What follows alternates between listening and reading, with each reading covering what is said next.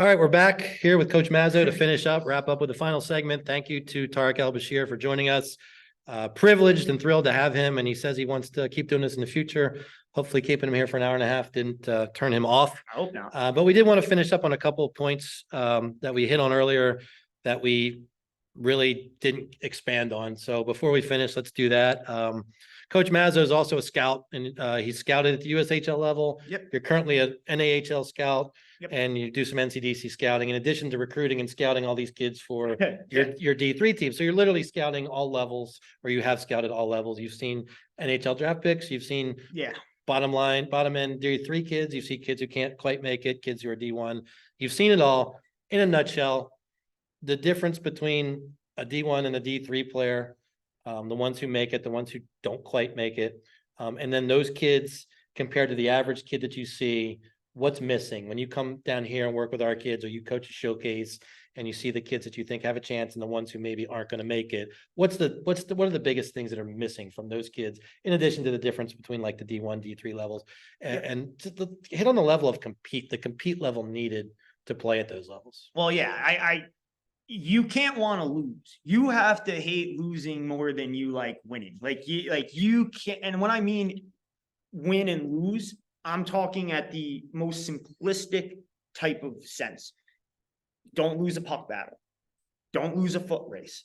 You hate those things because I think if you have that drive to want to win those battles every time and want to showcase yourself like that, then it's going to do wonders for you in your career. Now that's on one. The next step is the commitment. What are you doing that other kids aren't? Because they're going to the gym, they're going to the rink. So what are you doing extra? Are you running? Are you swimming? Are you, and again, that's all you as a player. You can do that on your own. And as coaches, we expect you to. Right. So if you come into it and you're not, that's the expectation. That's not the extra. Yeah. I expect every player that's coming in at D3 to be in shape. I expect at the USHL minus maybe the 07s to be really in shape. Hey, I'm going to take that next step. I mean, I can't tell you enough how much the commitment level from like that I've seen from just DMV, and they're ones with the real commitment level. They go far. Right. Now, obviously we talked about it. They leave some of them, but like, I think, Tarik said, right? Like, they might leave because they've watched others not make the same commitment, right? So they're trying to be around kids and families that want to make that same commitment to hockey. So I think as a parent, you want to support your kids, not in a monetary way, even though we all think that, but you really want to support them and teach them how to pick themselves up after failure. Because the honest truth is every kid's going to fail. Right. Every career has their peaks and valleys. And as a support system, you're there to help them. You're there to pick them up. You're not there to blame. And that's the other thing. Like I used to come back. Dad, I didn't play today. Why? I don't know. Coach maybe doesn't like me. My dad would be like, that's a lie. Coach, no idea. I have no idea. Coach has is never said anything about your game. Yeah. Doesn't communicate with you. You've never heard. And my dad would turn around to me and be like, well, why don't you talk to him? Why don't you ask him? Why? Like, if you're asking me to ask him, no, I just cut the check. That's my dad said. I cut the check. It's his job, not mine. If you want to go learn how to be coaches don't want to hear from parents. No, my dad literally told me, you want to learn how to be a truck driver? I'll be the best teacher for you. You want to learn actually how to put on skates on the ice and go around there? And I can't tie my skates to save my life. And that's how it was. So, I think right now for a lot of kids, and we talked about the FOMO, and that wasn't really a thing when I grew up, just because the internet and social media wasn't really big.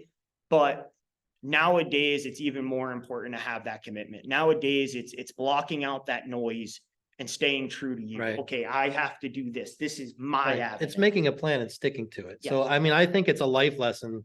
And part of what I do is try to, not every kid we deal with, the majority of kids we deal with are not going to make it to college, to NCAA hockey. No. Hopefully all of them find a college where they can play at some level. There's so many great opportunities. But for me, it's like, yeah, I'm going to send out a text every week. you need to fill out this form to let me know if you're going to skate, if you're going to play. No, your parents shouldn't be doing it. Yep. Yes, you need to do it by the deadline. And if you miss the deadline, you might lose your spot. And people are like, why do you do that? I'm like, because when people like this guy recruit you, you have to do that. If your parents are doing it, you're probably not driven enough. They want it more than you do. And that's a classic sign of kids that won't do their homework and look at schools or teams they want to play for, that won't email coaches, that won't go on websites and do research, that won't be proactive. If the kid's not doing that and the parent's doing all that, who wants it? Yeah. Does the parent want it or does the kid want it? So I'm trying to help these kids with everything I do. That's a life lesson. So communication with me is important. Yep. If there's a kid that struggles with that, especially the younger ones, I'm more than happy to involve the parents and make that part of the learning process. I'm a big 15, 14-year-olds. I'm okay if their parents are involved. 100%. It gets to a point though, and I know you deal with it a lot, and I think everybody should hear this.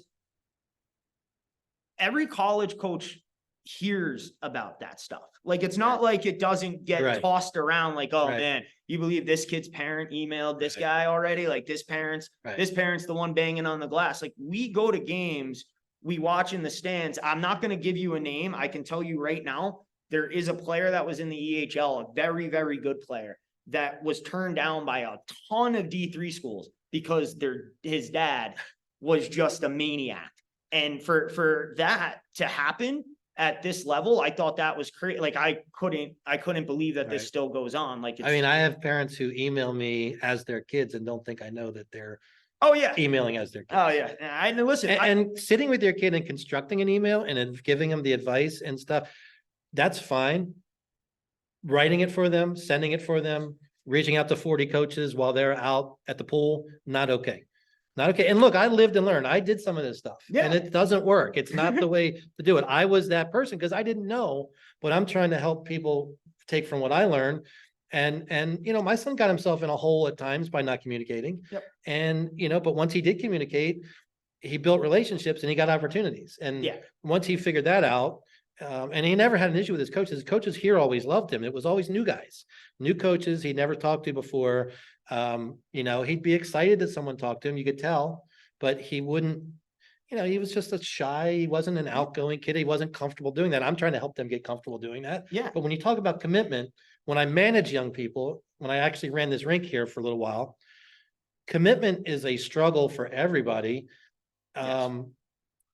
And it's another life lesson that hockey can help teach. So when you commit to me, I don't expect hockey to be your life, but when you say I'm coming at Sunday at 4:15 and there's 29 other kids depending on you to be there to make the game good, and you don't show up, or you give me an excuse at the last minute, that's not okay, because that's not going to be okay with your college professor or your first job or whatever you do in life. Because commitment means I looked at my schedule. I decided that hockey was my commitment for that day, which is awesome. So that's your commitment for that day. You schedule everything else around that. If you have a job and you're scheduled to work on Friday, you schedule your social life around the job. What I've found is that kids get a better opportunity. They want to hang out with their friends. They want to go to the movies. They want to go to the ball game. And all of a sudden, the commitment that they made gets thrown out the window because, I gotta, something came up. I got a family commitment. No, A, you're lying. B, you've already committed. So let's schedule our lives around our commitments. Yes. And sure, stuff happens. Somebody passes away. Somebody gets sick. Absolutely.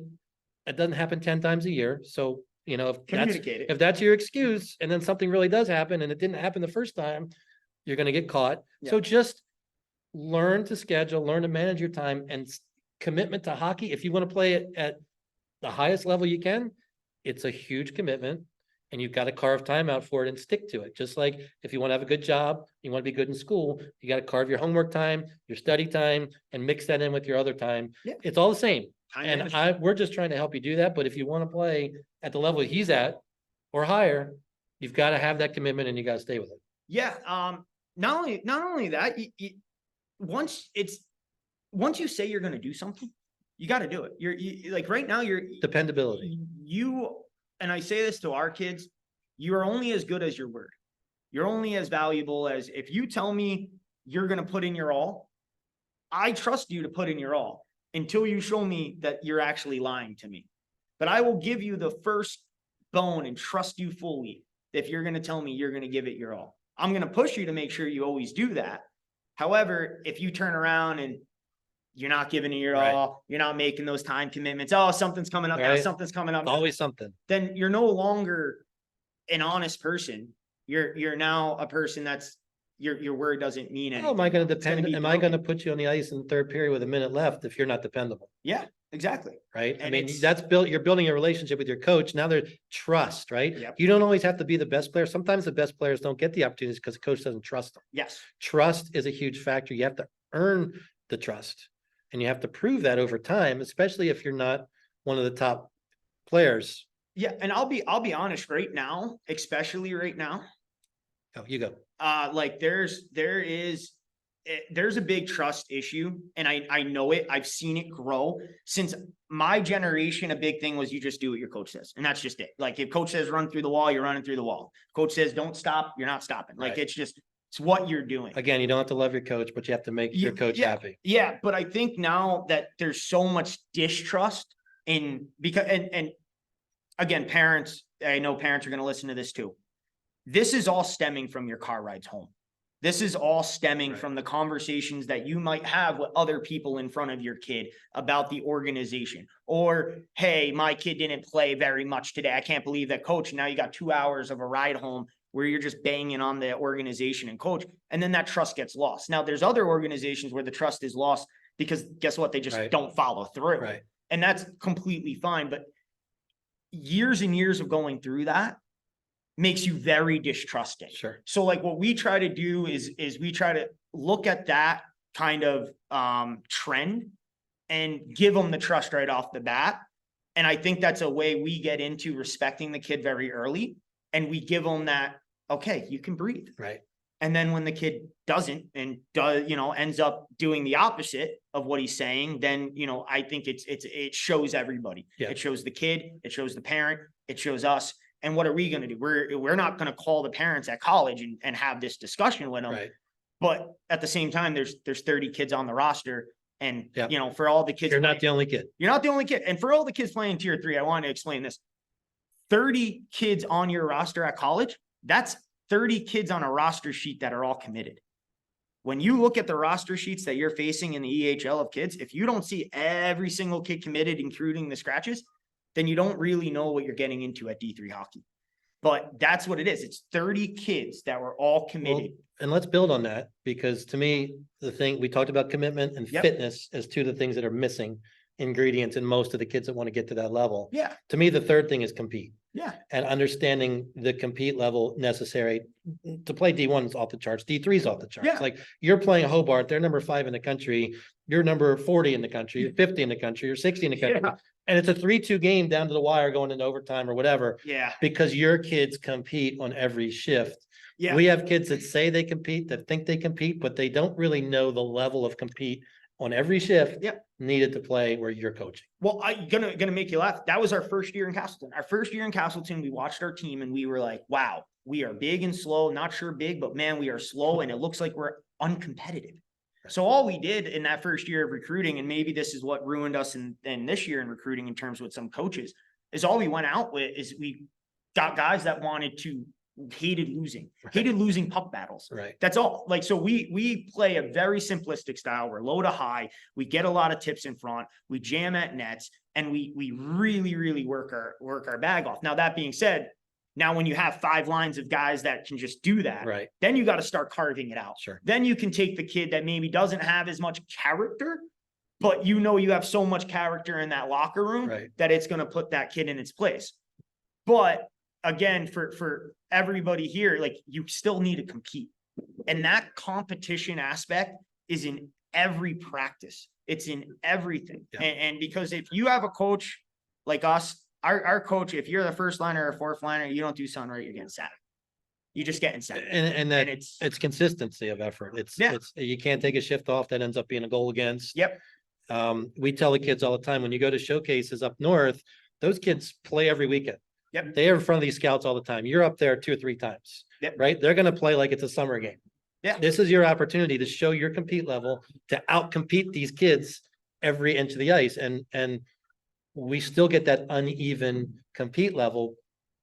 But if you're scouting that, and you see a kid that's competing every second who has a chance, you're going to write that kid's name down and maybe talk to the kid or at least put him in your database. Oh yeah. I mean, I think we had a kid off of our DMV team for the pre-draft that I never knew, watched him, and his compete level was off the charts, and I had to get his number from you. I had to. I was like, I need to see what he looks like in camp at Chippewa. I need to see what he like, because he's good. Right. He's very good. And like, we had another one before last year, and I love the kid, and I'm not going to say his name, but Tri-City kid, and he just works, right. and he tries so hard. Again, you can't teach that. Right. A lot of that you can't be. It's right. It's something you don't turn on. It's got to become something you just do. Yeah. And you fall in love with players like that, because regardless of their skill deficiencies, majority of them are usually fast. A majority of them are extremely coachable. And honestly, a majority of them will lay their body on the line for 2 points, and not 2 points on their own stat sheet, right? 2 points in the standings. And that's what we'll finish with this is approach everything that way. Yeah. Because you can't just go out to a game and say, hey, I'm going to compete today, because the guy you're playing against, if he's better than you, competes all the time and he's used to doing that. Yeah. You're going to get tired. You're going to slack off occasionally just because you're not used to doing it. If you practice that way, practice as you play. Like I worked for the Ripkins. Bill Ripkin's a funny guy. He used to say, if you practice like a moron, you're going to play like a moron. And what he meant by that was, if you're out there doing the wrong things, yep. You think you're practicing.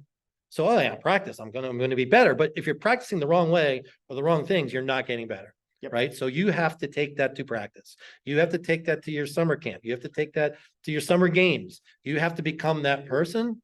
You can't just figure it out. You can't just turn it on, because once you become that person, if your hockey skill gets better and your compete level's that high, you've got a chance. Yes. If you're a AA player, if you're a AAA player, if you're 16, 17, if that's your mentality and you're capable of playing at that level and you can improve your skill and bring the compete level with that, you got a chance to go where you want to go. Yeah. I mean, nothing says more to me about that than watching the NOL this year. There was 2 players, one in the Minnesota Wilderness, another that just won the Robinson Cup over in Oklahoma City. 2 guys that I would tell you, dynamic wise, probably not D1, but compete level off the charts, and they're guys you're going to win with.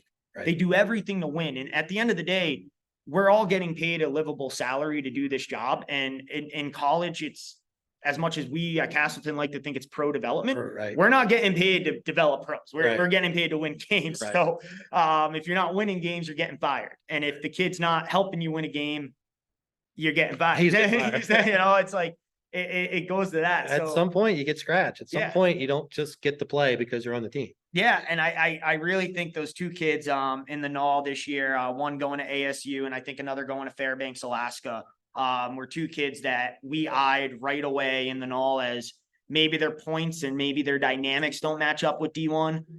But those guys, we had to, because it was like, those were going to be not only win us games, they were going to drive this team to a whole new level. And good for them. That's how you win with kids like that. Yeah. And it's a culture. You develop a culture. Yeah. And they got D1. So at the end of the day, coaches at D1 saw the value in that. And again, like, you can be vanilla, just be the best vanilla there is. Right. And if you do that, there's going to be a home for you. Right. If you're on a team, if a coach likes you, why does a coach like you? What makes you special? What got you on that team? Be the best you can be at that. Yeah. Like these 2 kids, they forechecked extremely hard. They finish their checks. They stop and start. They stop in front of nets. They stay in front of nets. They stay in front of the goalie's eyes. They get cross-checked. They don't care. And it's like, they win faceoffs. And when I mean they win faceoffs, and that's a huge thing, they go down on that puck like it is the last faceoff they ever will take in their life. 7th game of the Stanley Cup. And it's like, like for them, it might not be dynamic, like the dynamic skating ability or the quick hands with the shot, but it's vanilla, but it's the best of vanilla. Well, and the biggest complaint I get from kids is, well, I don't play with the right player. I'm not on the right line. If I played with Sammy and Johnny, I'd score 40 points too. If I played with Malkin and Crosby, I'd score 40 points. Does not make me an NHL player. Does not make me close to an NHL player. But how how do I make those two guys better? If I'm on that line, how do I make that line better? Because if you can do that, your coach is going to give you a chance to do that. Yes. Not just because you subbed on that line when someone was hurt and you banged in a couple of rebounds. Did you make that line better? Because if you made the line better than the guy you replaced, no coach is going to turn that down. Yeah. So you just touched on a player type and then the two kind of segues of it. So you touched on the player being a support player, right? Because that's his first thing. I need people around me to make me better. And then you also touched on the support player in the essence. I got to be on this line to make these players better. Right. And those are two different viewpoints of the same player. And if you go into it and you think, okay, how do I make my line better? Then you are going to be a way better support player than the opposite, where I need guys to drive me. No, you want to help drive the bigger guys. Correct. And that's, I think, the guys that are really good at that are really good character kids. They, they're not just blowing smoke up, your butt. They're really good character kids. You don't have to remind them. Yeah. And they know, like a lot of them, they know who they are. Right. They accepted that, like, listen, I'm riding these coattails right now in front of this net, but I'm telling you, I'm making them get more assists. And we will do a podcast on knowing your level, knowing who you are, accepting that and excelling that, because that's really the key to making it. Yeah. In every other thing in life, we accept. I applied to Harvard. I want to be a doctor. I didn't get into Harvard. I'm not smart enough to be a doctor. I really like to do this. This school is really good at that. Okay, that's cool. I'm gonna go do that. Yeah. For some reason, in hockey, we don't accept. No. And in life, we do. So that's another thing we're going to talk about in another podcast. But I think we've talked enough today. We've hit on some great points. Hopefully, we've helped educate a little bit. Hopefully, it's been entertaining too. And we're going to do more of these in the future. Can't give you a schedule. Don't know when, but thrilled to have Mazzo. Thrilled to have Tarik with us. DMVprospects.com. If you want to play for this guy, you can play for him in a couple of weeks. Chowder Cup. Yeah. We have teams. He's coaching. We go to the Kings of the East Coast at Lowe. He's coaching. We'll have some D3 players, my son and some others that will be there coaching too. Awesome experiences. We don't hard sell. We'd love to have you. You'll meet some college coaches. You'll meet some junior coaches. We'll work hard to get you scouted. We'll give you feedback. Chowder Cup, July 20th to 23rd. Check it out on dmvprospects.com. Play for this guy. Life-changing experience. We'll see you next time.